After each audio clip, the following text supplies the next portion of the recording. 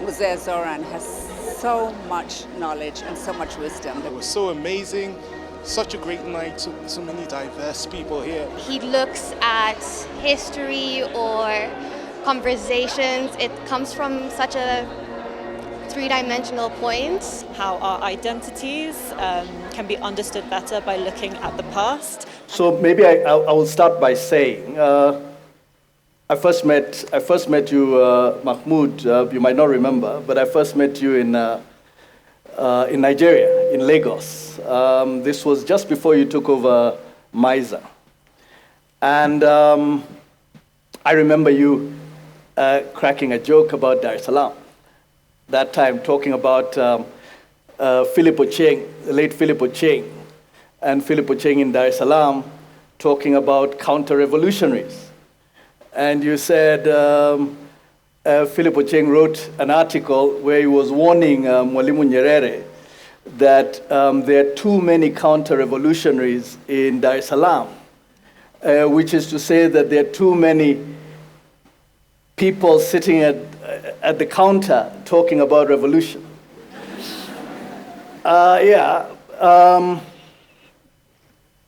When I think about those, that kind of atmosphere, for a lot of us in Kenya, Dar es Salaam and the history, the story that you tell in this book, Dar es Salaam, Kampala, this kind of circuit, these stories, the history of the left or the history about the left, were in a way would be very strange to anybody who grew up exclusively in Nairobi, because these were not subjects that we talked about. We didn't talk about either revolution or counter-revolution. And maybe that is a good place to start. This is, in many ways, a story about the left, from the left. Would that be correct? A history of East Africa from that perspective? Go ahead. Yeah, well, that's the question. I'm asking whether you'd agree with that assessment of the book to begin with. First of all, thank you very much. Thank you for inviting me here. Thanks to Ahmed for organizing this entire trip, which has ballooned or blossomed, depending on how you want to look at it, from a very modest proposal onto this massive gathering. Academics don't get gatherings like this. And whether it's because I'm Baba Zoran, and I don't know how many Gen Zs have turned up here, but Zoran does have something to do with the book that I wrote. He did push me and pressure me to include myself in the book. He said, "You've told us so many stories, and it's about time you own up. It's about time you stop being a bystander and become a participant." So that was Zoran's regular message to me every few months. And it was also ably supported by Mira, who also thought that this academic writing, which she says she can't read beyond page 30, and that this book has to be different. I said, okay. So is this a book about the left, from the left?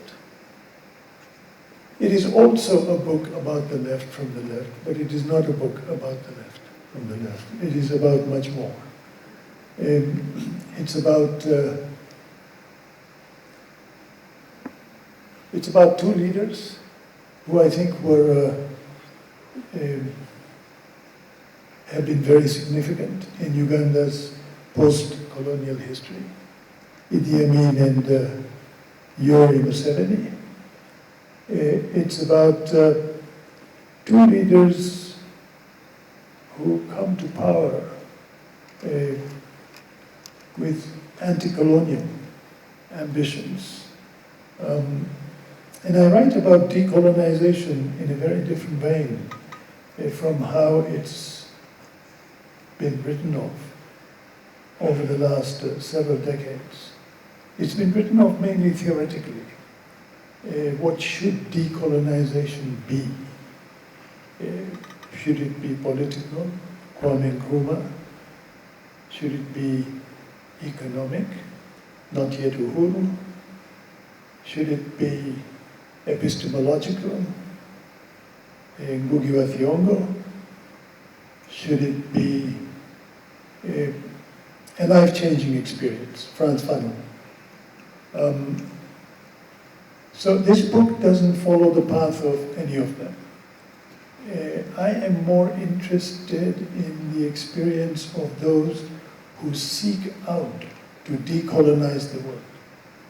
And the first thing they find in their journey is that the resources they have at their disposal are not equal to realizing their ambitions. And what do they do? Both Amin and Museveni find this out at different points in their career. So one of the things is the contrast between them, how they decide to handle this challenge and this dilemma. I also look at the story of Mwalimu Nyerere. Nyerere, who has been considered the principal anti-colonial leader in this region,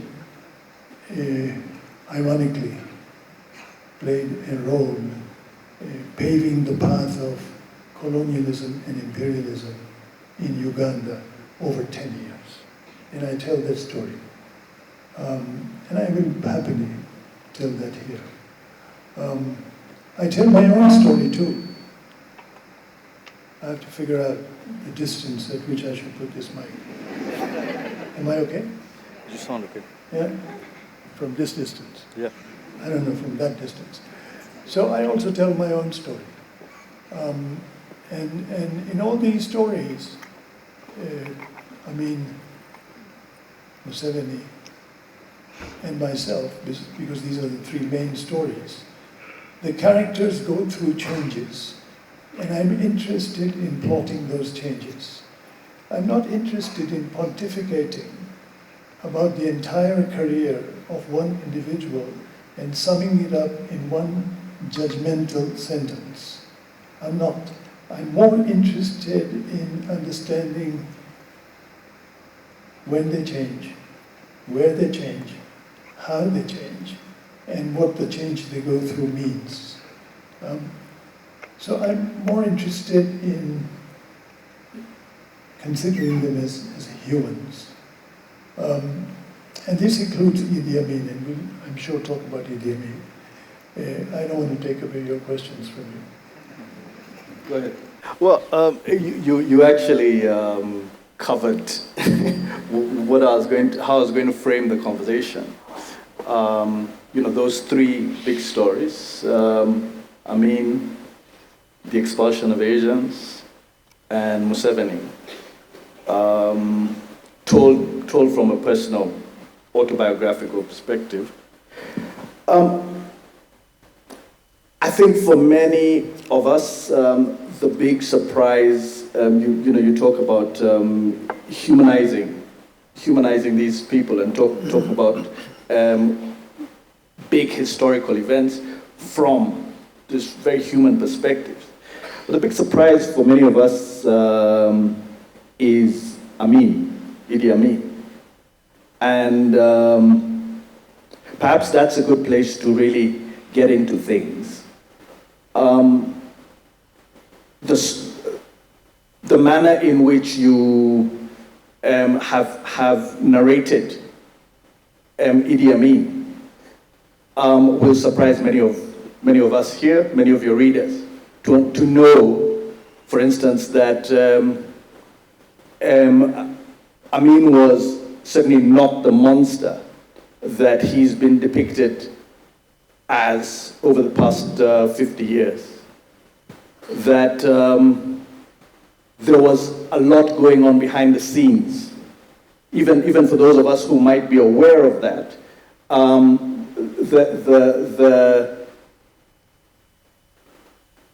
The scale, the intensity to which at least the first few years of Amin's power, that he was actually, being run by puppet masters behind the curtain.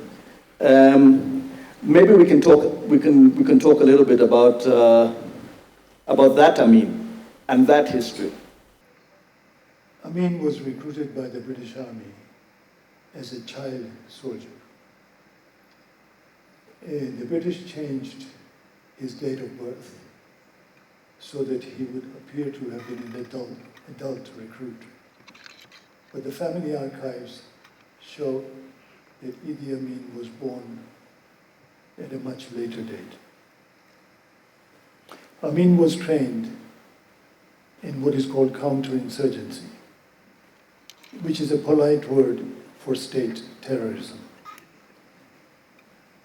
Amin used to take great pride in demonstrating to whoever would listen, including the African heads of states when they met in Morocco. He used to demonstrate his skill in suffocating a Mau Mau insurgent with a handkerchief. He was cruel,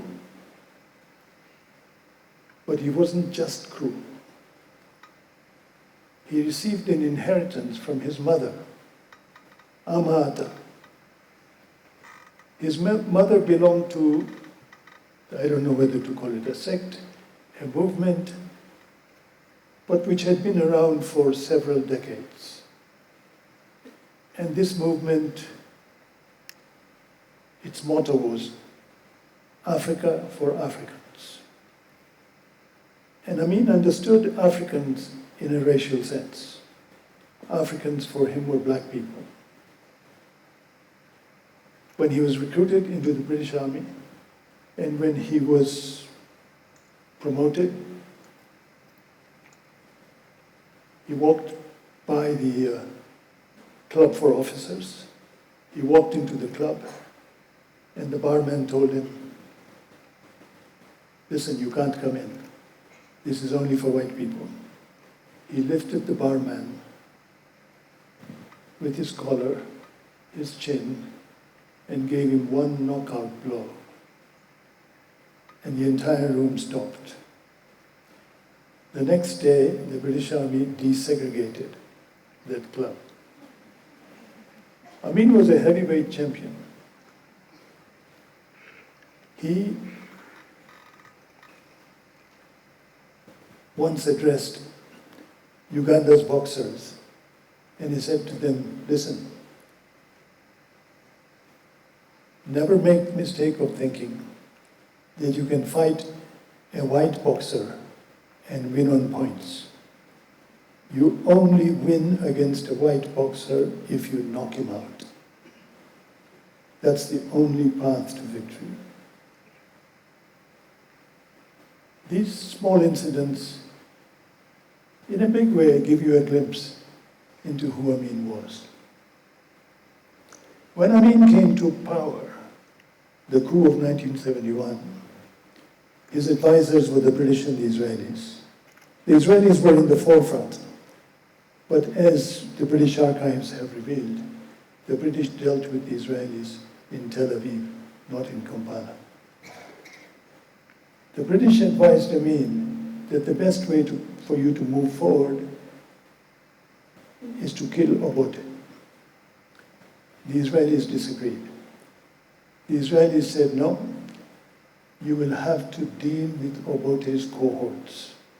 Because if you don't deal with them, you will have to reckon with them around the corner."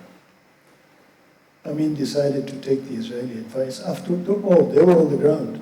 They had treated sections of his army, and especially the 500 with whom he staged the coup. So Amin's way of reckoning with them, with Israeli advice, was to go from one barrack to another and to carry out mass murders. Tens of thousands were killed in 1971-72. This was Amin at his worst, at his most brutal. But as I read about this, I realized that this was when the British and the Israelis had cozied up to Amin. That was Amin at his worst. It was also the time when Amin was being praised by the British press as a jolly giant. Amin then went through a transformation. His first trip after he became president was to go to Tel Aviv and then to London. Amin told the Israelis that Obote soldiers were massing up in Tanzania and in Sudan, and he needed military assistance. Slightly exaggerated, his demands were, he wanted jets, he wanted to bomb Tanzania. Israelis laughed him off. From there he went to London. He made the same request to the British, who also laughed him off. Humiliated, he sent his education minister, Abu Mayanja, to Egypt to meet Sadat. Mayanja met Sadat, and Sadat said to Mayanja, "Tell Amin to come here. I will introduce him to Gaddafi." Amin came there, and he went to Libya to meet Gaddafi. And Gaddafi said to Amin, "I don't see why you're looking for help, because you will not get help from any of those who should be your friends, because you organized a counterinsurgency, a terror group in South Sudan for the Israelis. You organized the Anyanya. The best you can do now is to talk to the Anyanya and to bring them to a peace conference in Ethiopia. Emperor Haile Selassie is ready to hold this conference." The Addis Ababa conference was held in 1972. Amin brought the Anyanya there. And at that point, the Ethiopians expelled the Israeli intelligence agent. There was peace declared. The Anyanya divided into two. Half of them joined the Sudan army, the other half joined Amin's army. Amin began to change. I read through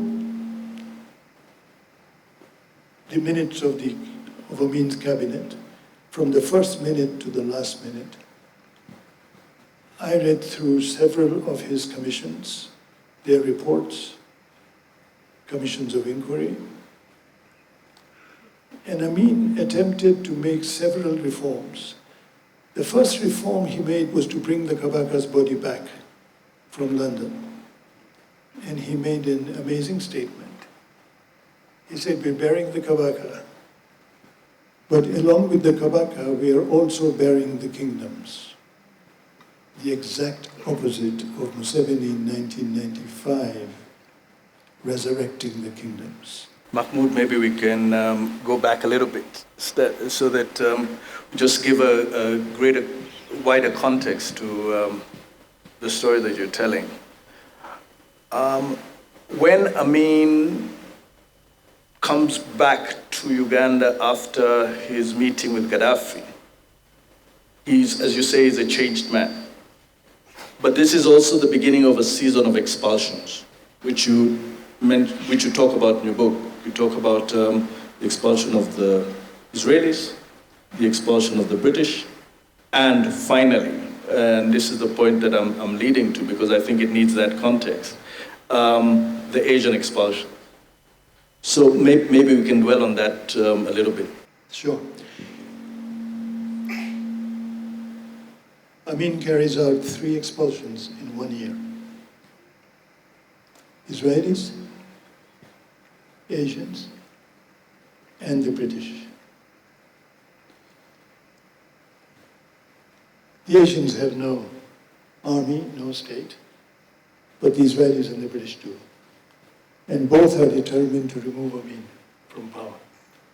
And they set about trying to do so from 1971 onwards. But they had installed Amin in power in the first place. Why? To remove Obote, is that? No, not just to remove Obote. Amin was to do many things. Amin removed Obote, but he also called on Africa to have a negotiated settlement with South Africa, with apartheid. He also called on them to have a negotiated settlement with Rhodesia, Ian Smith. Amin was going to reverse the whole anti-colonial agenda on the African continent. And he set about doing so, happily so. Now, the thing that amazed me as I did my research was that the same British press, which had been praising Amin all throughout this because of these things, while the murders in the barracks were going on, this same British press now began to talk about the cruelties of Amin. Not because of the cruelties, but because of the expulsion of the Israelis and the British, and in between the Asians. There's an entire book on it. I'm not going to go into that book now. But Amin was, Amin was no fool, you know. Journalists who talked to Amin were amazed as to how quickly he mastered the English language. When he came to power, he spoke a broken English. By the time he left, I would say he was somewhat eloquent in English. Eloquent enough to turn the phrase.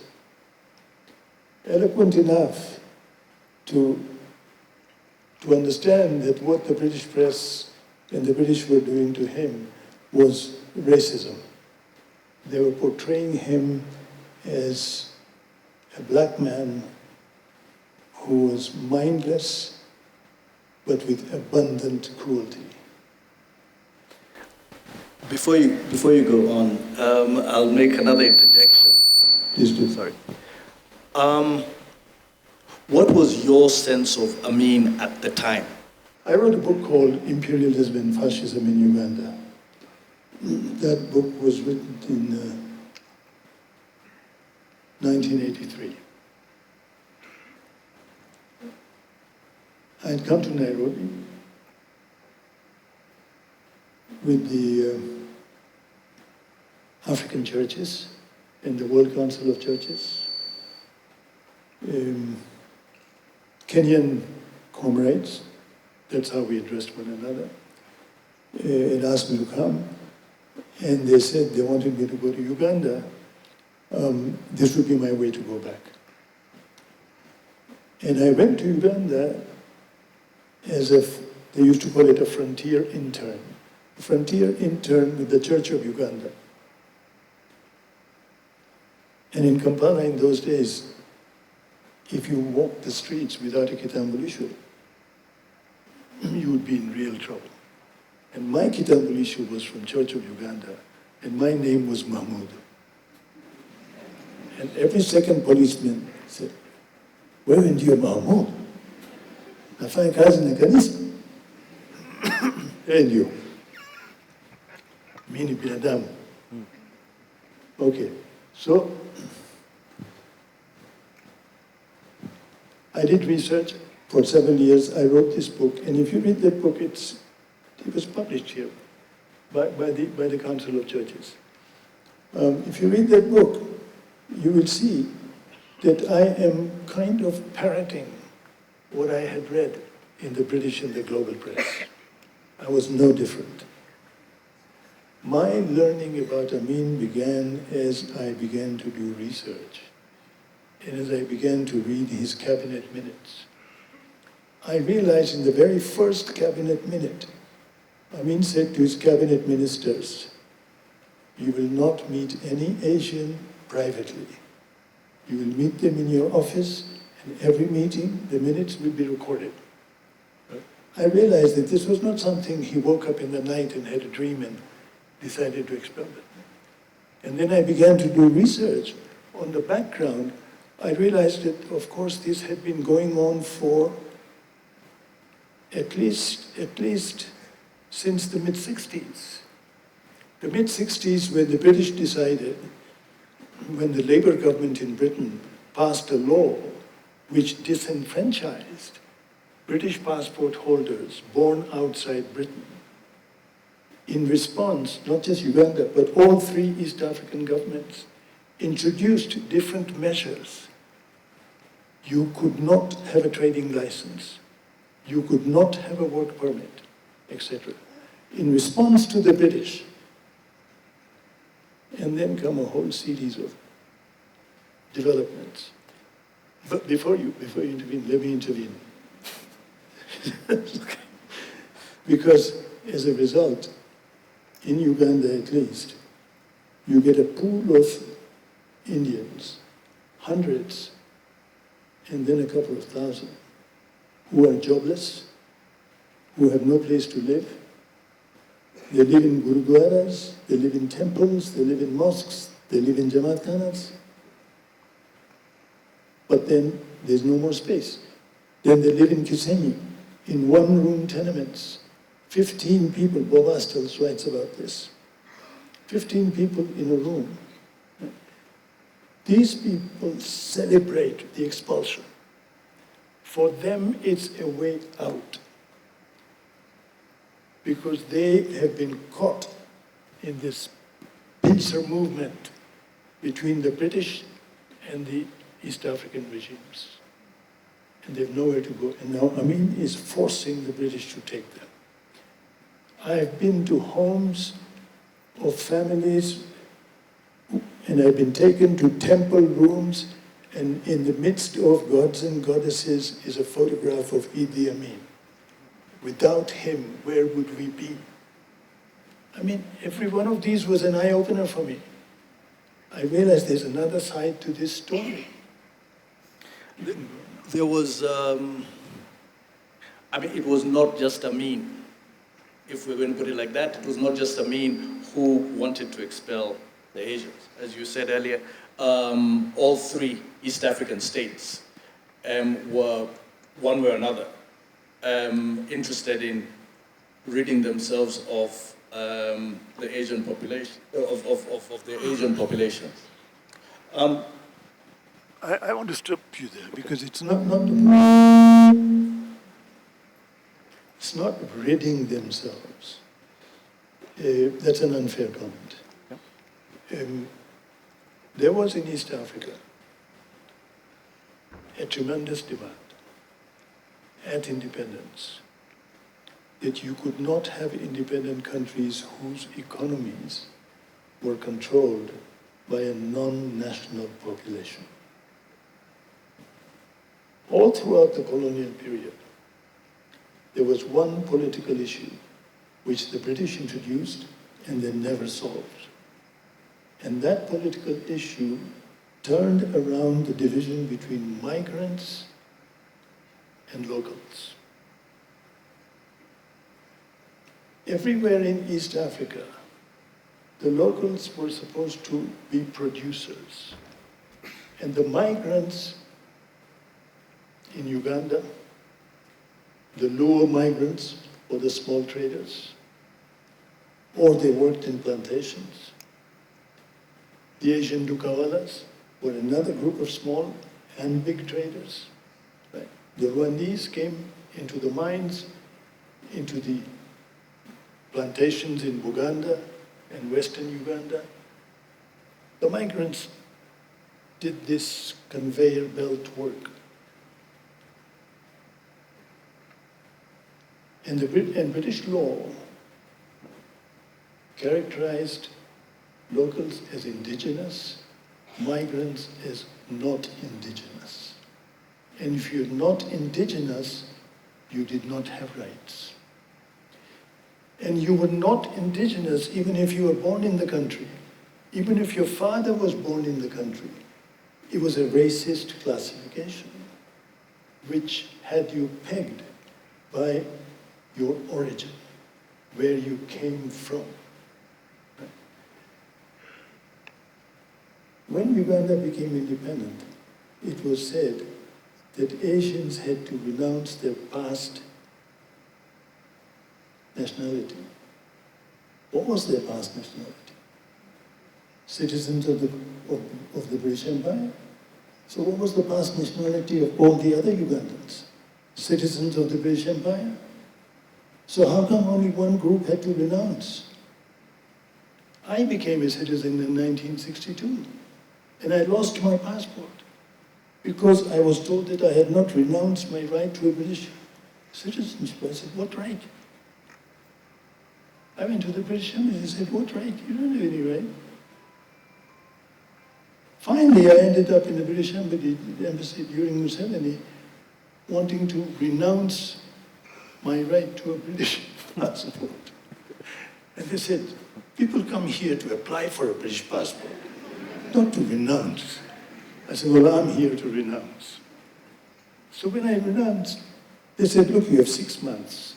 Just in case you are insane, you can withdraw your renunciation. British. I'm sure they said the same thing to the Irish.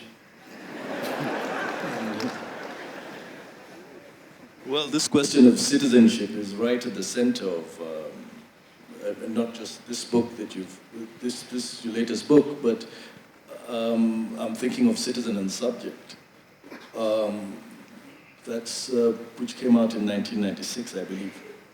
And in Citizen Subject, you basically do, well, to put it very, very superficially, you deconstruct the mechanics of colonial divide and rule policy.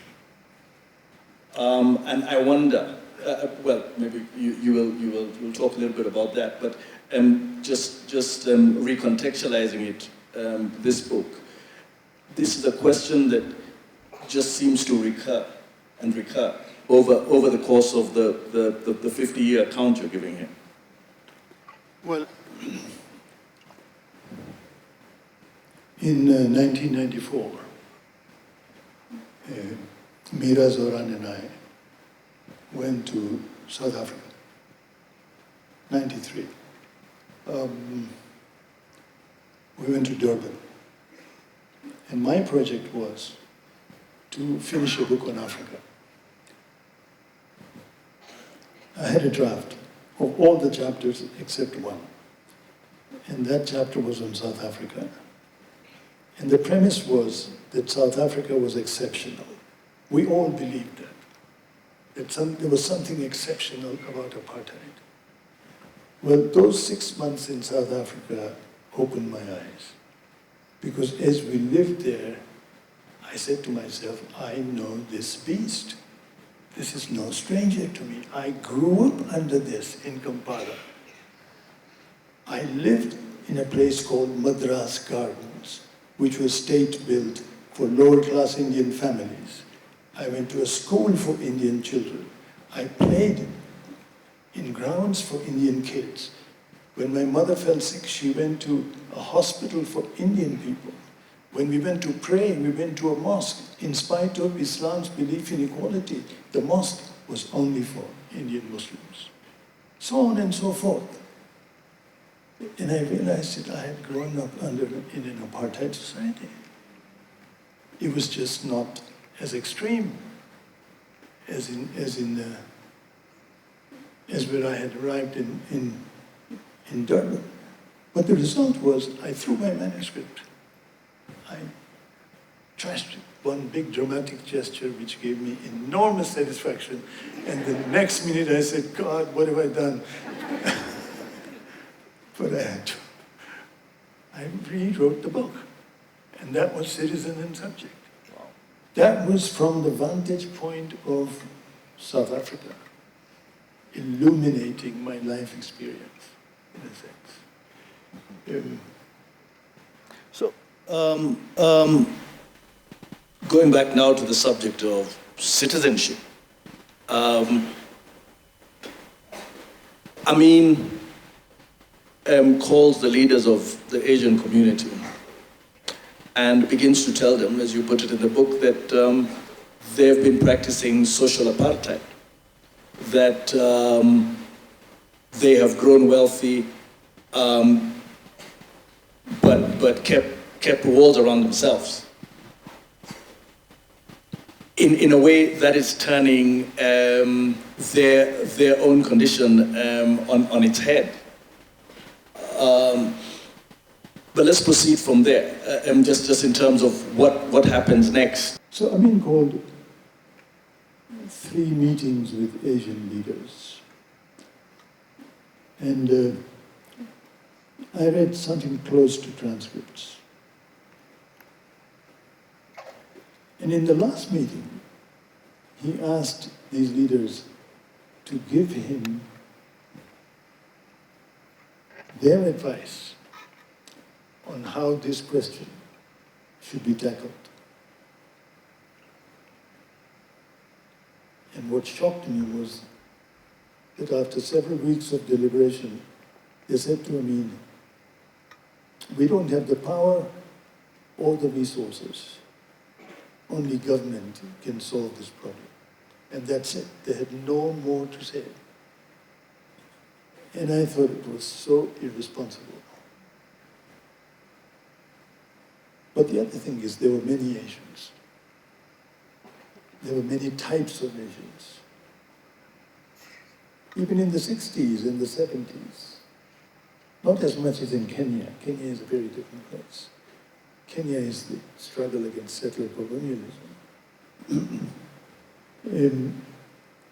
But in Uganda, there was Rajat Nyogi and the magazine that he created, Transition, which included Africa and the African diaspora in the US, James Baldwin, and all the others. There was Sugra Visram, an Asian woman who was a member of Kabakayeka and who was elected from a rural Buganda county to the Lukiko, who gave speeches in Luganda.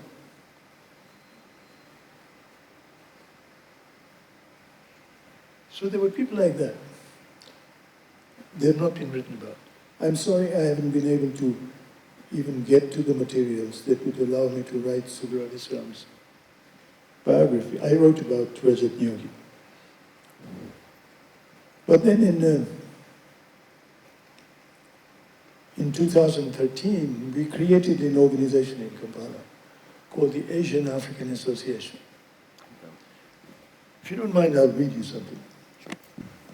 Ahmed said I should hold the book up so the cameras can get the title page. And I should not hold the American edition, but the Nairobi edition.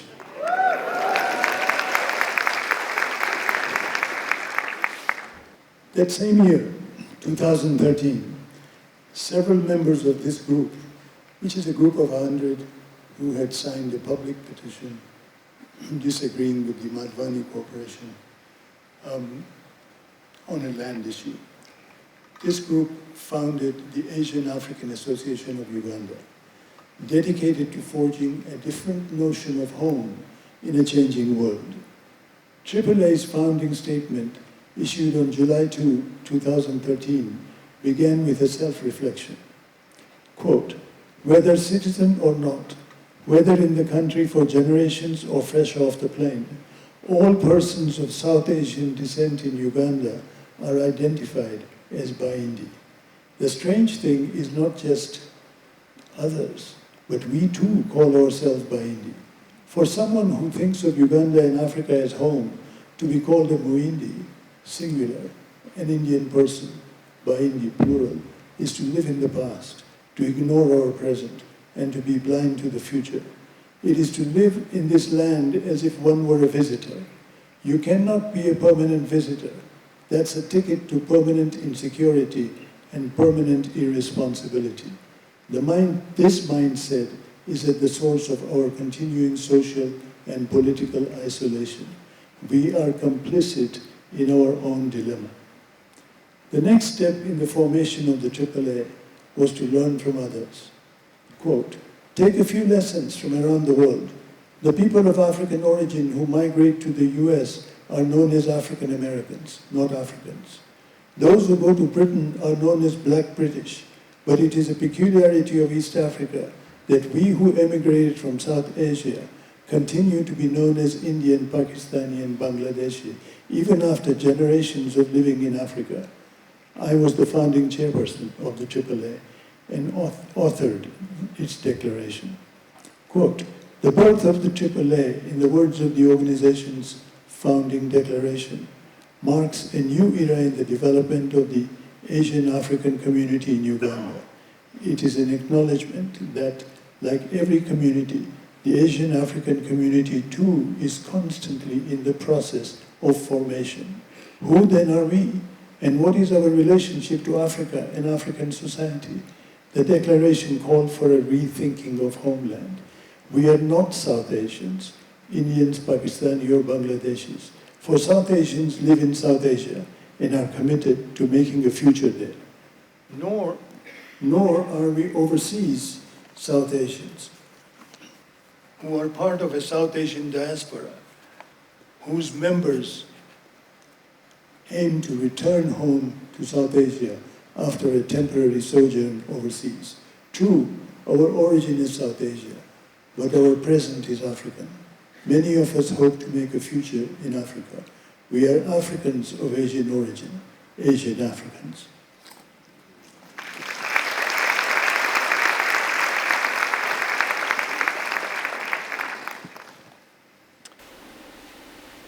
Has the problem, to call it that, or the question, has it been solved?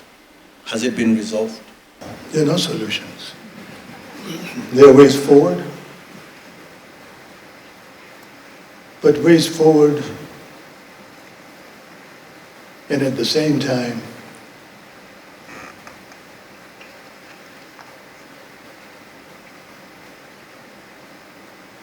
steps back.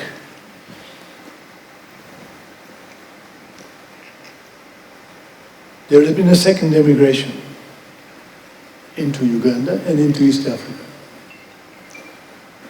of people from South Asia.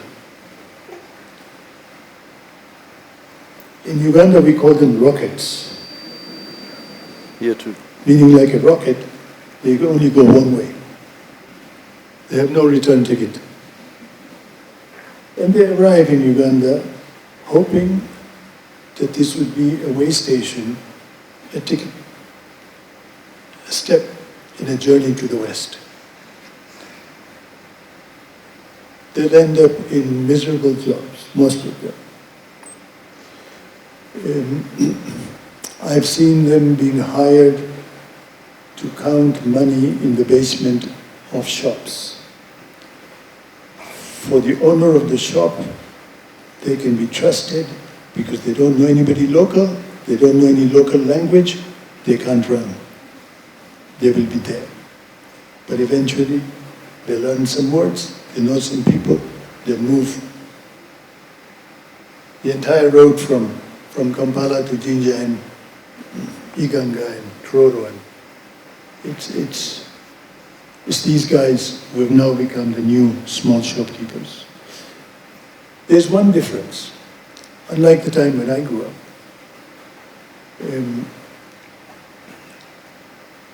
as I described, I grew up in a completely racialized environment where the schools these guys go to are not racially defined schools. These are government schools where admission is open to any kid from any background. All you need are certain grades. They live in communities which are by necessity deracialized, the communities of the poor. The rich live in communities of the rich, which are also deracialized. So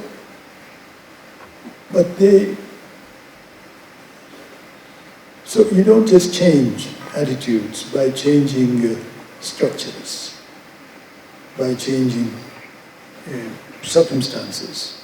It requires more than that. It requires education. This is why we founded AAA. We were not able to do much, but that's another story. But no,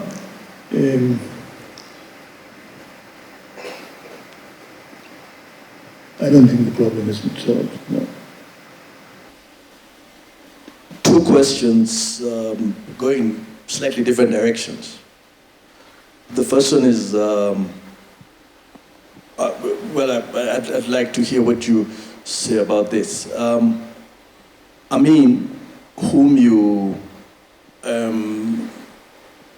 dwell on and humanize in quite great detail in the book, expels the Asians. 20 years later, Museveni allows for their return. Museveni, as you discuss him, Museveni and his tribalizing agenda is the slow poison, not Amin. See, British colonialism understood itself as a political project, more than an economic project. The political project was to ensure that the people you conquered were fragmented. There were already members of communities with different languages. But that was just the beginning for the British. The languages had to be turned into, from ethnic groups, I argue, to tribes. And what is the difference between a tribe and an ethnic group? An ethnic group has a common language. A tribe is made to believe that it has a homeland, and that in this homeland it has a historical, customary leadership. No people, I say without exception, have a permanent homeland. Humans are migrants.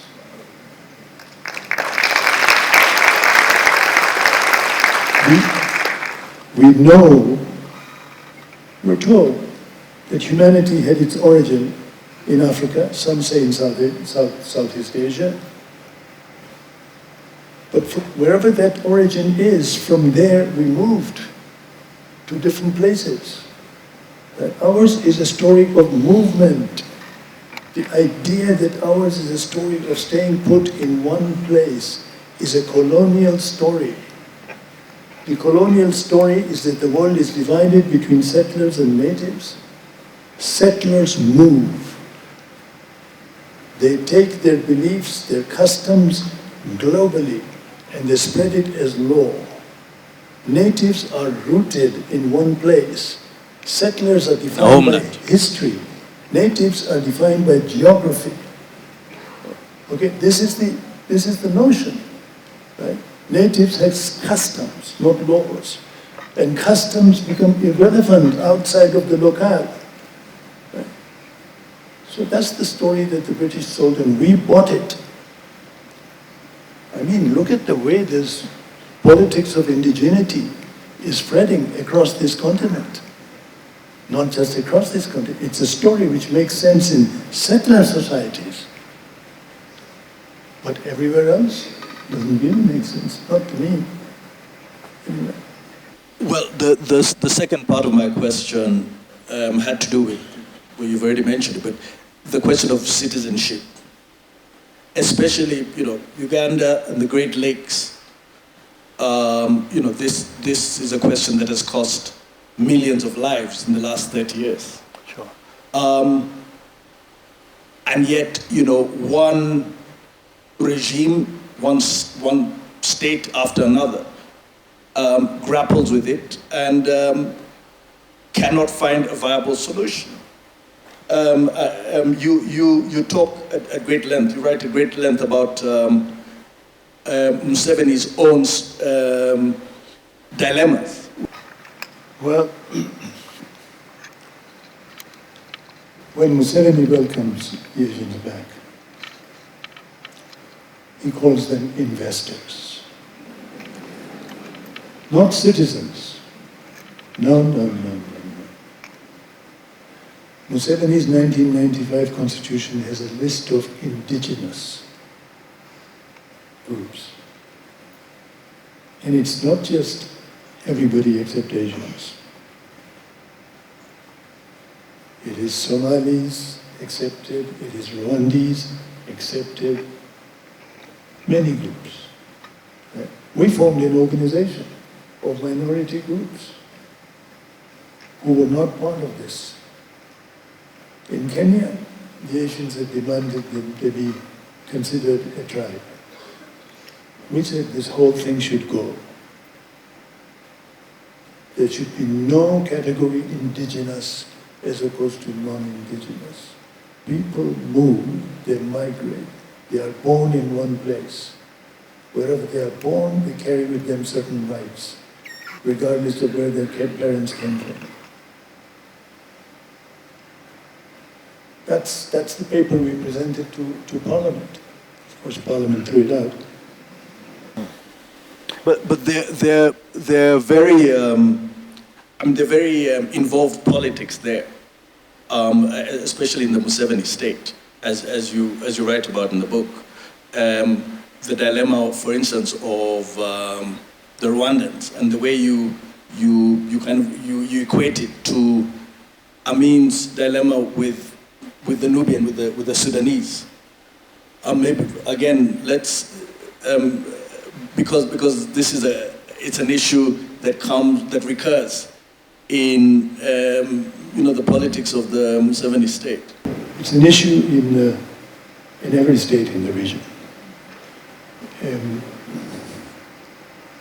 It's not just the Rwandese or the Tutsi. It's not just the Baindi. It's not just the Luo. There are many groups who have migrated across borders and who have made homes across borders. So this is not an issue which can be solved in one country. It cannot be solved in one country. It's an African issue. Remember that in the 60s we had expulsion of Ghanaians from Nigeria. I mean, Ghana must go. Ghana must go. Those bags were called Ghana must go. Yeah. I had one. Anyway. But it's some problems are trans-territorial, and this is one of them. And this is because colonialism is a legacy which crosses territorial boundaries. And this is, I believe, it is the worst colonial legacy. This business of indigenous, non-indigenous. It's turned global. I give you one example. The Bible tells us that Moses led Jews from Egypt to the land of Israel. So which is the Jewish homeland? Egypt? Or Israel? The Bible also tells us that there were people in this land of Israel before the Jews got there. If you decolonize the Bible, a lot of questions arise. Let's maybe move on a little bit.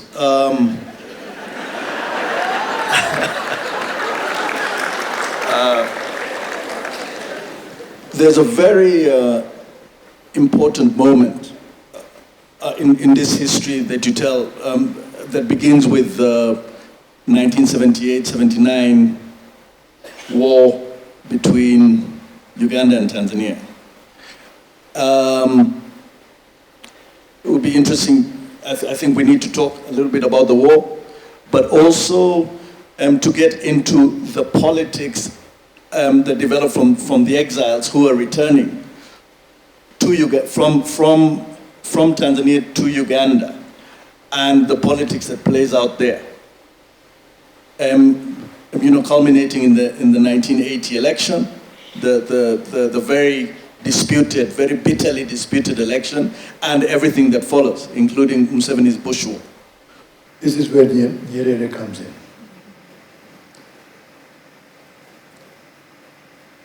Amin overthrows Obote in 1971.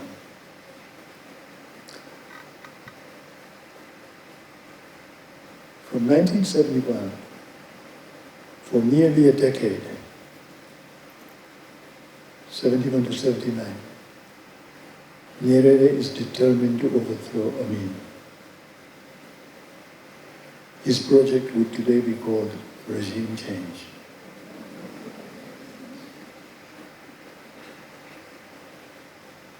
He joins with the British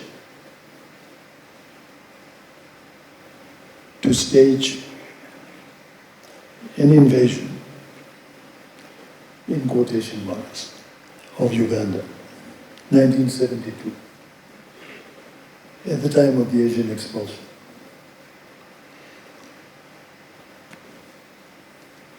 From everything I've read, people hand over Fronasa guerrillas to the army. Fronasa being Museveni's movement, which he founds in Dar es Salaam in 1971. Right. So people hand over. Nyerere is shocked because he's expecting a single spark lights a prairie fire. There will be a revolution. There's no revolution. Nyerere is forced to go to Mogadishu, Somalia, under an OAU organized meeting to apologize for the invasion and to pledge that he will not violate the territorial integrity of Uganda. That's a paper pledge, because Nyerere now proceeds to train or to facilitate the training of two different separate armies, Obote's Kikosi Maalum and Museveni's Fronasa. He facilitates their training. It's not just refuge in exile. These are being trained as armed militias. And then in 1978-79, Mutukula comes, Nyerere decides that after repelling Amin's forces, they will now cross the border. Hold on a second. It is Amin who first attacks. Yeah, Amin attacks. Who attacks Tanzania? Why does he attack Tanzania? I mean, I've heard many accounts, but we'll get to that. Okay. We'll get to that. So the question is, will the Tanzania army cross the border? It's a debate amongst Ugandans. I remember the late Wadada Nabudere wrote a letter in the Daily News opposing Tanzania army crossing into Uganda, saying Ugandan exiles should do this work. Tanzania can assist them materially, but not cross into Uganda. Nyerere consulted the first head of the Tanzania army, who said no, because the war we've been fighting until now is a defensive war.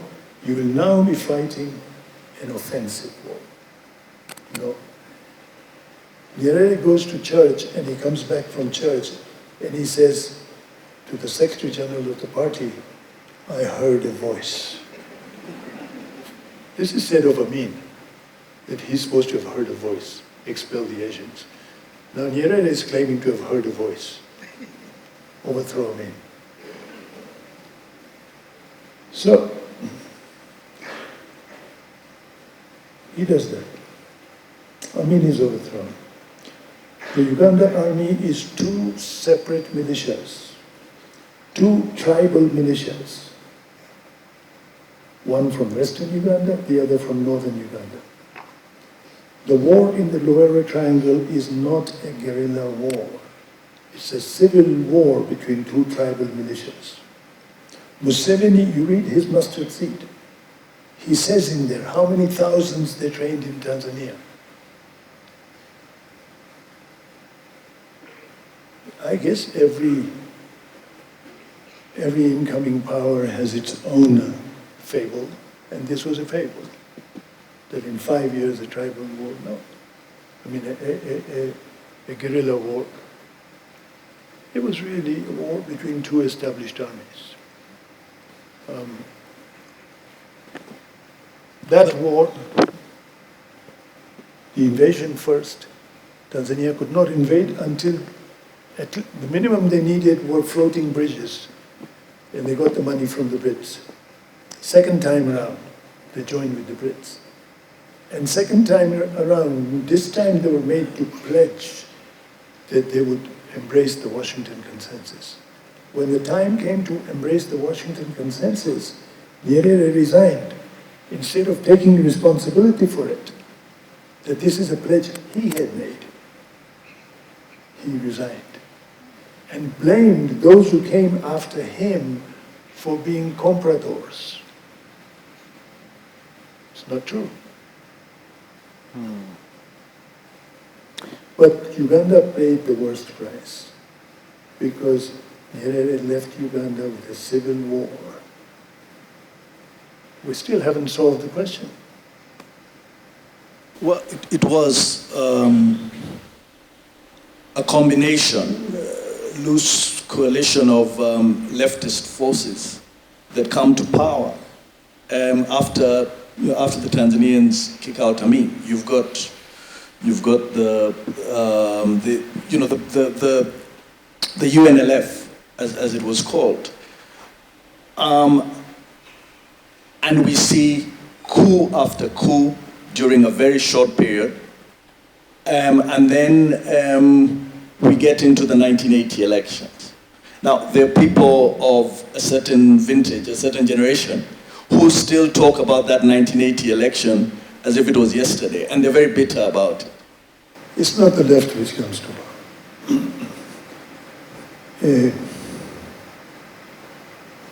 A group of left intellectuals come to power. They have no popular base inside the country. What they have is an army. And that is Museveni's army. And that is Obote's army. The Baganda, Lule and his compatriots don't really have an army. They have small militias. Fedemu, like that, but they don't really have an army. It's the two armies trained in Tanzania which call the shots. Each coup that you refer to, one of these is behind them. It's dressed up. I was part of it. I edited this magazine, Forward. We wrote about it. We were with Museveni, but with questions. We broke with him later. And when, after 86, they began to kill people in the north. And we had reservations. As you're going into the 1980 election, those are the reservations that you carry. We were Two armies, Yeah. or two different factions No, with their own armies. I would not say that we had the wisdom to see that at that point. This is realization in retrospect. I mean, I remember celebrating Luero as a guerrilla struggle. And there were some changes that happened in Luero which were very positive, from which Museveni backtracked immediately. He appointed me chair of the National Commission of Inquiry into Local Government. For 2 years, we went around the whole country. We made our proposals. Basically, that the local government system they had introduced in Luero should be generalized. Museveni was afraid he would lose control. Anyway, that story is in the book. You meet Museveni in 1973 in Dar es Salaam. Who is Museveni? From your perspective.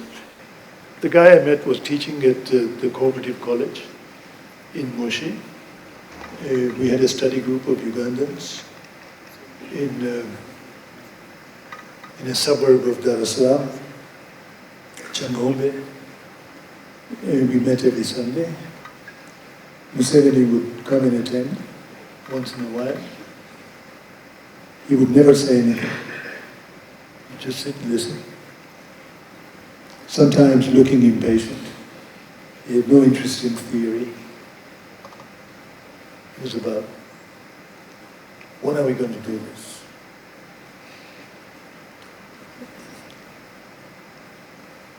He told us he needed a commander.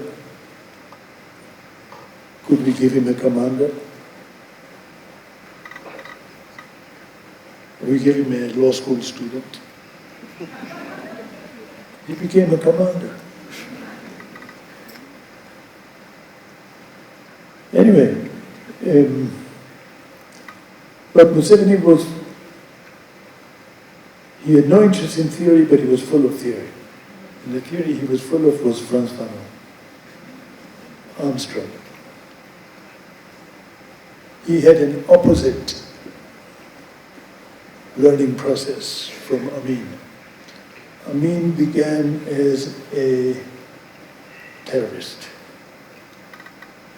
Museveni began as a freedom fighter, going to Mozambique, coming, believing that without armed struggle you could not overthrow an armed apparatus. But then he came into power and he created an armed apparatus and he became what he was fighting. Shall we leave it there?